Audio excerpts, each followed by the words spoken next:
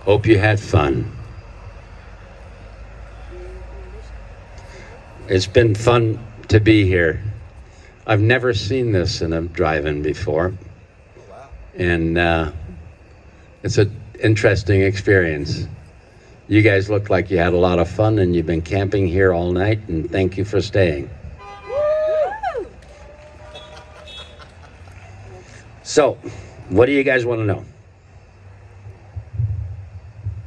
So, the first question that we had was, what was the thing that made you want to make this movie? Actually, it was all by accident.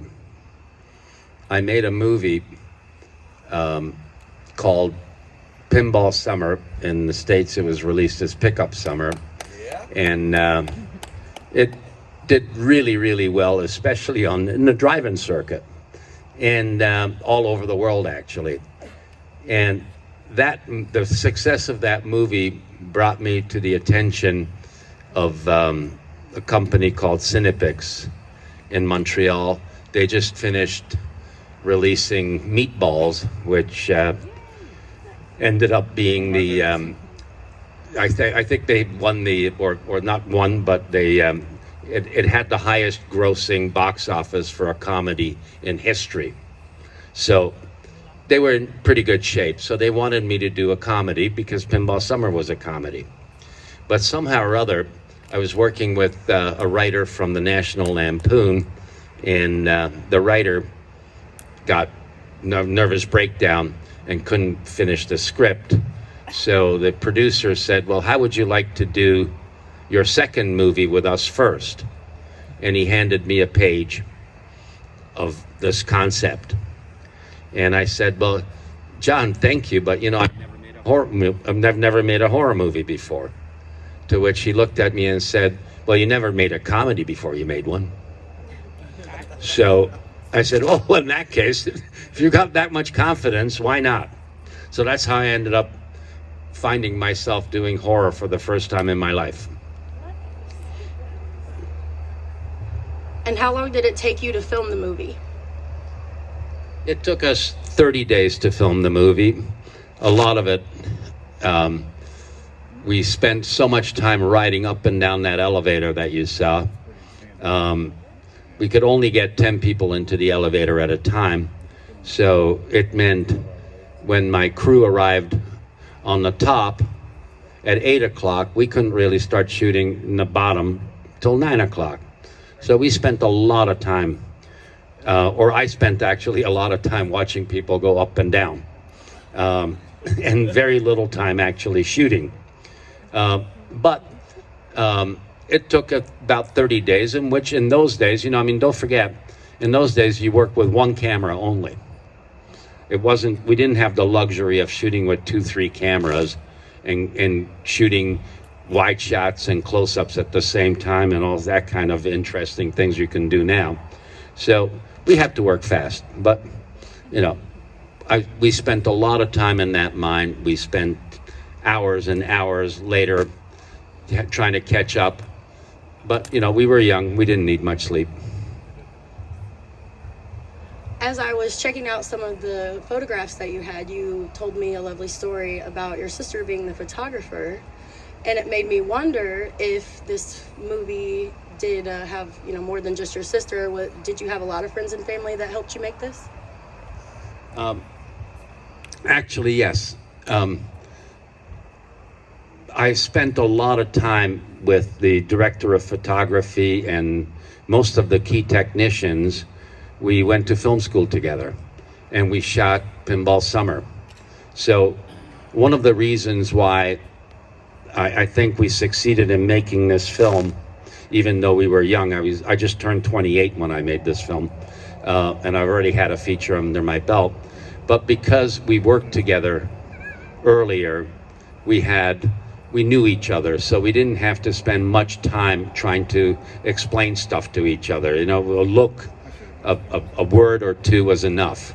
And yeah, my sister was the set photographer on my first film also, and she was the first woman set photographer in Canada. And she did some great work over the years until she moved to Belgium, and became a photo artist instead. And what was your favorite scene to film?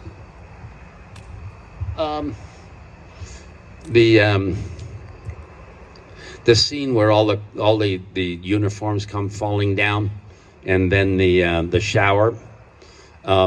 Mind you, you guys didn't get to see the actual stuff that we actually shot. I highly recommend, if you like this movie and you want to see close to what it was supposed to have been, get the new Shout Factory 4K DVD. It is beautifully remastered, and you get to see about 80% of the stuff that got censored. I mean, jokingly, when so much of this stuff got censored, that at one point, jokingly, when I saw the censored product, I said, "This is no longer my bloody Valentine. This is my anemic Valentine, for God's sakes." But luckily enough, the story, the characters, the whodunit, and the atmosphere still stands up to this day. So I'm so glad that you guys still like it. For you, what was the most memorable moment while filming? Getting kicked out of the mine the first time, because all of a sudden there was a methane overload, and they said unless we all evacuate within a half an hour, we might blow up.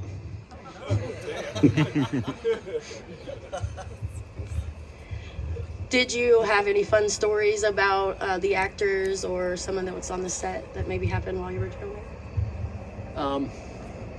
Not really. The funny part about it was we were under so much pressure to get this done.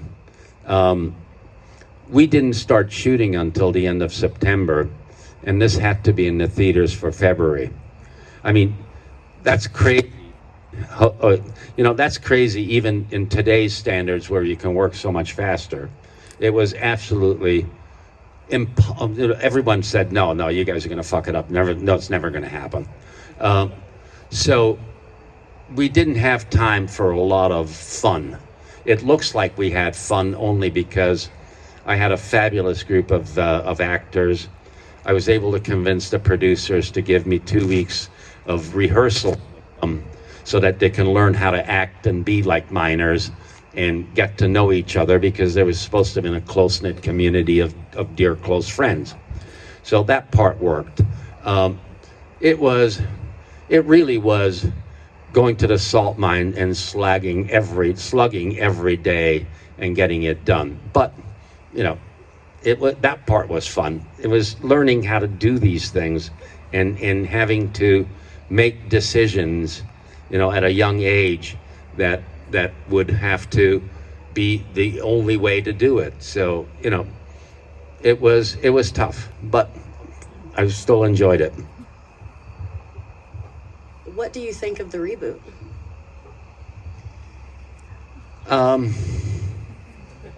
Since we started making films as an industry about 100 and some odd years ago, there's probably been a couple of 100,000 films made, I guess. How many have been remade? Maybe 100, 200. So I'll take that as a major compliment and honor that they've made a remake of my film. It was a hoot, it was a holler. Not my style of filmmaking, but one of the things that I have to be thankful for it was that it brought a whole new audience to the original. One of the most beautiful things about all you horror freaks is that you actually love cinema. Yeah. Woo! So when there's a remake, you want to know what the original looked like. And what happened was all the young people who have never seen the original saw the original and said, "Holy hell, that's way superior." So thank you for that. And I know that we're only on our last question now, and I think that it's relevant because we had so many people come and submit their work. If you were to give advice to someone who wanted to, grow up or continue what they're doing now to become what you are, what advice would you give? Never give up. If you want to direct, you must direct. Direct the furniture, for God's sakes. You know, direct cheap commercials, direct little movies. Right now, you guys have the luxury that we never had, which is you could literally shoot a 4K film on your cell phones. All it takes is the willpower and the concentration and the effort to make it. You have the opportunity, and I would highly recommend that you take that opportunity as soon as possible. Don't wait. You're going to make mistakes. You're going to make mistakes whether you wait a year or whether you're going to do it next week. Learn from your mistakes and carry on. That's the only way. Thank you so much for taking the time to talk to us today. Thank you so much for having me here. What a lovely part and what a lovely group of people. And thank you again. All my best to all of you, and hope to see you again one day soon.